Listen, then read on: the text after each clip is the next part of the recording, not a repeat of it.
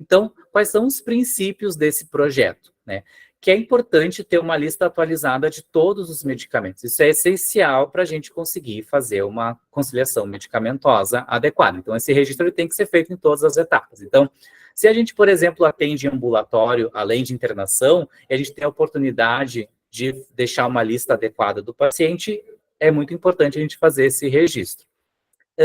A conciliação tem que ser um processo estruturado, né? Então, como eu falei, com critérios, e tem que ser feito em todas as transições do paciente. E a conciliação na admissão, ela é a fundação do processo. Então, ela é muito importante de ser feita, né? E ela deve ser integrada ao processo de medicamentos, né, de políticas de medicamentos da instituição. Ele é um processo que pode ser compartilhado, não necessariamente obrigatoriamente do farmacêutico, né, mas muitas vezes o farmacêutico acaba sendo protagonista nisso.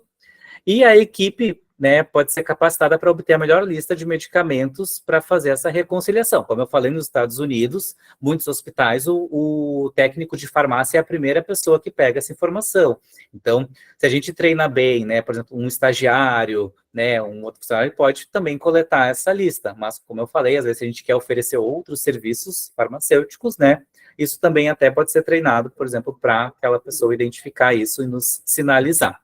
E, claro, né, como era até um dos princípios ali da questão da segurança, né, do uso dos medicamentos, a gente sempre tem que envolver os pacientes e os familiares. Então, muitas vezes eles vão trazer alguma situação, mas isso não está sendo usado, o médico não falou sobre isso. Então, porque a gente, lembrando lá daquela primeira figura do cuidado farmacêutico, né, isso vai ser uma demanda, vai ser uma questão importante para o paciente.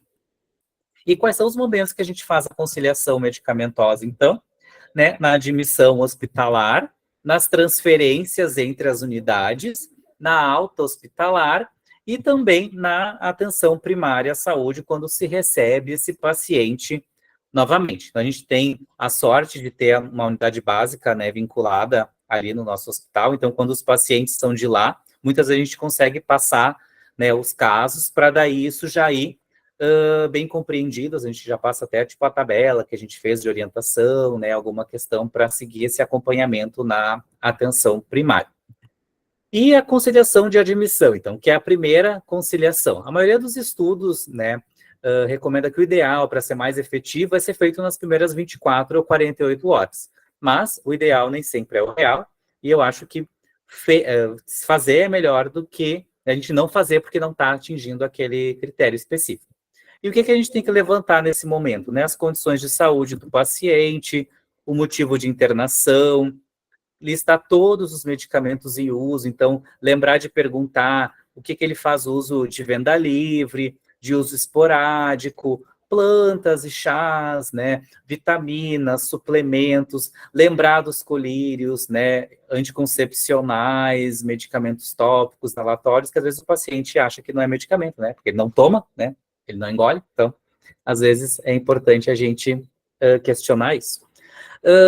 É um bom momento também de identificar barreiras de adesão ao tratamento, como é que está o acesso a isso, onde é que consegue, né, se ele acessa a atenção básica, se é um medicamento especializado, se está tudo certo, se está conseguindo, alergias e reações prévias, né, muitas vezes, na maioria dos sistemas ali, o nosso tem de alergias, né, então é possível fazer esse registro. Às vezes a gente vê que alguém registra de forma inadequada e não é, talvez, uma alergia e só uma reação, então é importante a gente questionar e buscar em todas as fontes possíveis, né, seja no prontuário, na anamnese médica, de enfermagem, evoluções, se possível, tem acesso a consultas ambulatoriais, a entrevista do paciente, receita, etc.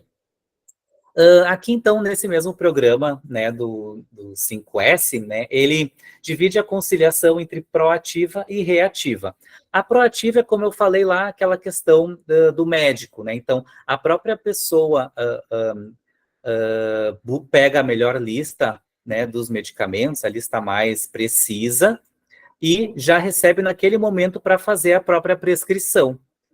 E aí, nesse momento, então, realizada, identificadas possíveis discrepâncias.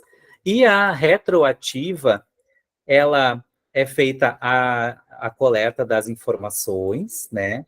É feita a prescrição, mas a lista mais adequada acaba sendo feita depois, né? Que é o que acaba sendo feito na maioria das nossas realidades, né? Porque não é a gente que já concilia naquele momento. E aí já identifica as discrepâncias, né? E para intervir com a equipe. E quais são as principais discrepâncias não intencionais que a gente identifica numa conciliação de admissão, por exemplo? Medicamentos que não são foco daquela especialidade que o paciente interna. Por isso que eu perguntei se vocês são hospital terciário ou não. Então, se ele internou com uma especialidade cirúrgica, às vezes não vai questionar se o paciente tem HIV, se trouxe antirretrovirais, né? O paciente faz uso de algum oncológico domiciliar, que aí aquela equipe não está acostumado, né? Ele internou com a cardio, mas aí todos os inalatórios, né, para eles, né, não fazem sentido, não colocaram. Medicamentos sintomáticos, né? Alteração de dose entre última internação e a consulta, aquilo que eu falo do copia e cola, né? A pessoa vai copiando e colando de alguma evolução, mas sem confirmar isso com o paciente. Não conhecer a própria lista dos medicamentos, né? E atenção para, às vezes, é necessário conciliar horários. Então, principalmente medicamentos que têm um horário mais rígido. Aqui eu trago o exemplo do Parkinson, porque se a gente for pensar, às vezes o paciente que tem alguma disfagia e que ele fica mais rígido sem usar o medicamento, né? Então aquele medicamento tem que ser tomado algumas horas antes dele conseguir fazer aquela refeição, por exemplo, né? Para ele conseguir, ou se ele vai fazer uma físio, como é que ele vai se mobilizar, né? Se os horários não estão de acordo. E as principais discrepâncias intencionais, né, que a gente identifica, é a suspensão de algum medicamento pela condição do paciente. Então, às vezes, o paciente internocéptico, então ele interna hipoglicêmico, porque ele não está comendo, então é suspenso de antidiabético, ele interna hipotenso, então, às vezes, acaba suspendendo antihipertensivo. Na pediatria, a Giovana deve ter comentado a questão de alteração de dose por peso, né? Então, o paciente teve alta há 6 meses atrás, então mudou o peso, vai mudar a dose do medicamento.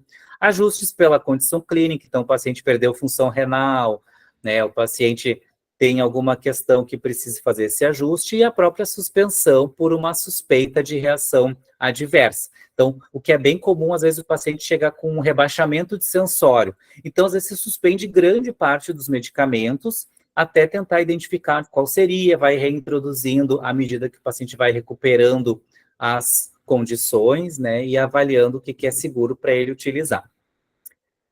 Na conciliação medicamentosa na transferência, né, então, entre emergência e unidade de internação, unidade de internação e CTI, ou CTI e unidade de internação, e entre unidades.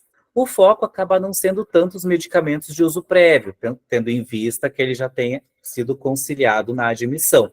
Mas é principalmente comparar a prescrição da unidade anterior com a unidade atual.